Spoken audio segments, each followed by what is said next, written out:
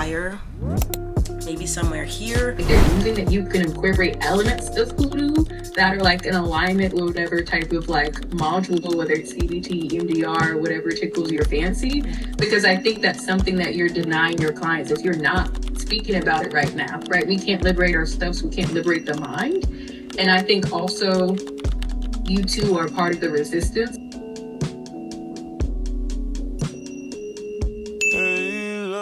Hey y'all, it's Juju Psych. Welcome to my channel. First, I want to start by saying happy Hoodoo Heritage Month. I also really believe in indigenous spiritual practices, hence my name, Juju Psych, like Juju Psychology. So I'm a therapist, I'm a meditation instructor. I also believe in using indigenous spiritual practices for healing. I'm hoping to use this channel as a way to document my experience as blending spiritual practices with therapy.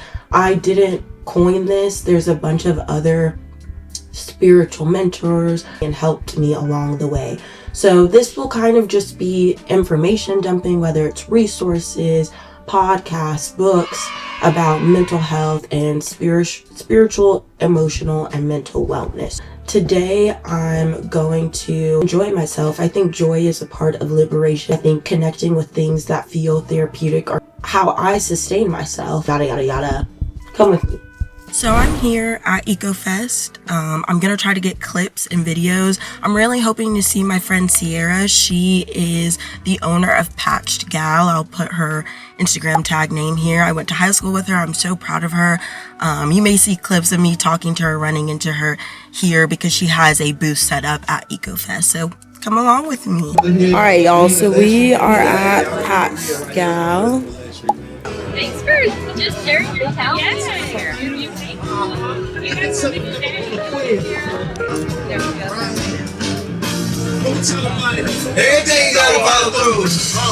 Hello everybody, how are you doing? This is my booth. My name is Sierra Bray. I upcycle clothing. My business is Patched Gal. Everything is one of a kind, handmade. This is what you need to be wearing. Okay, look at the display. The material is beautiful. Alright y'all, so I'm back from EcoFest. I'm just signing up for the Of Saints and Sinners Hoodoo, Conjure, and Black Spirituality. It's virtual. Tickets are only about $8. I think maybe $11 with some tax. The flyer, maybe somewhere here. And I know you're probably thinking, how is that supposed to happen? How are people who are connected to their ancestral lineage and spiritual wisdom of hoodoo, how are they supposed to do that if it's a closed practice? And my answer is that there's a lot of complexity when wanting to share resources about hoodoo while also honoring and maintaining that this is a closed practice. I am willing to receive feedback from elders, from mentors, from people who have walked this path longer than me to make sure I'm respecting those before me and those who are still reconstructing, navigating, sharing, and wanting this to be a communal closed practice. Please try to stay connected with the individuals in the flyer, event in person or virtually that you can show up, buy a ticket to, and receive more information that way. Really looking forward to this virtual town hall. We will be talking about hoodoo and spirituality in the media. I think this is such an insightful topic. I have some questions of my own. Media impact our spiritual practices while in the mainstream, in the limelight. I'm so excited to hear from the rest of the speakers and see what other questions or comments, concerns people have at this town hall. Now that I've got my tickets, I'm going to take some time to do my own spiritual practices, including meditation, and I may give more detail about what helps me stay grounded. Let's do it.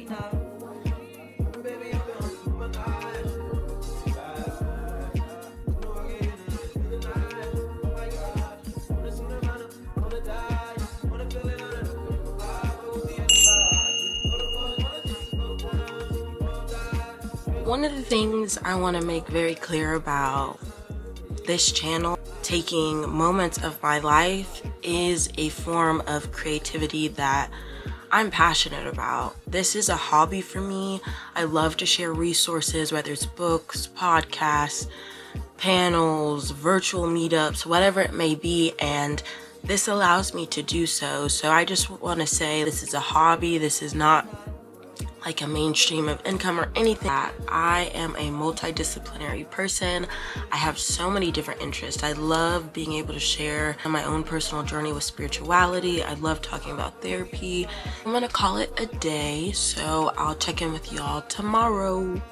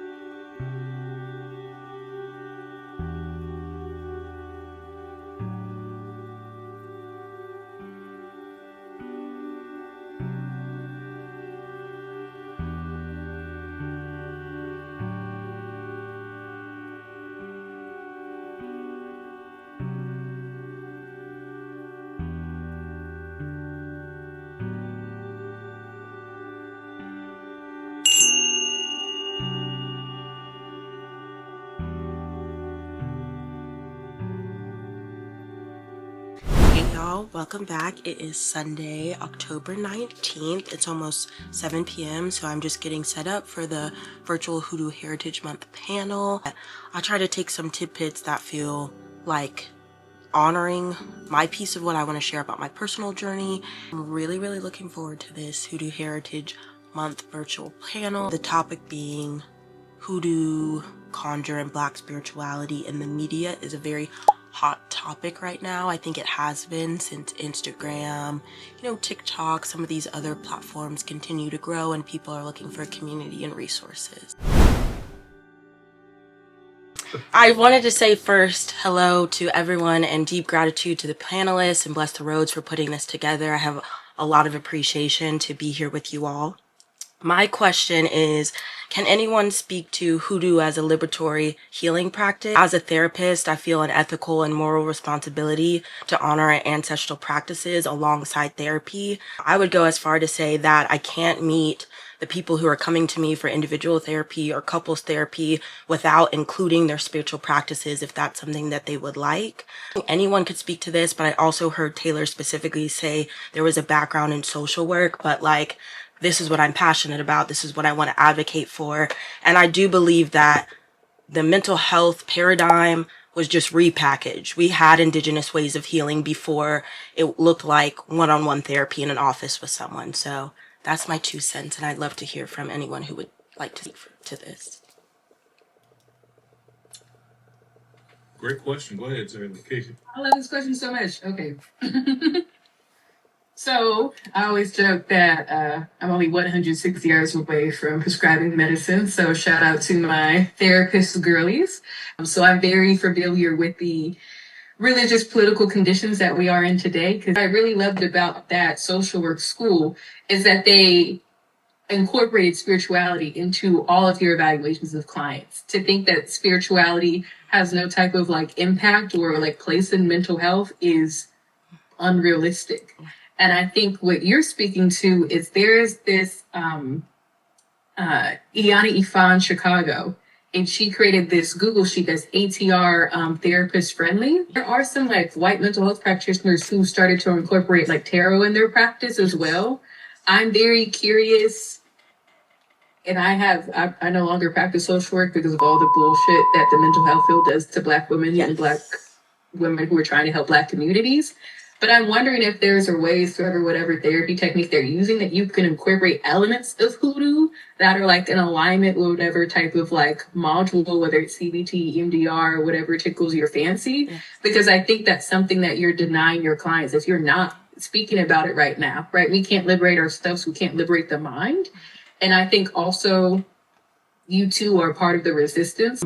I don't know if that was helpful.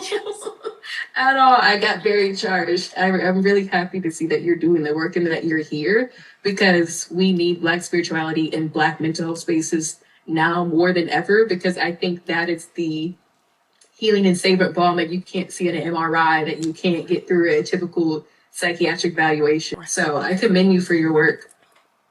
Thank you so much. That helps a lot. Thought I would just end with by saying that the town hall was amazing. I think I'm gonna wrap it up for today and check back in with y'all.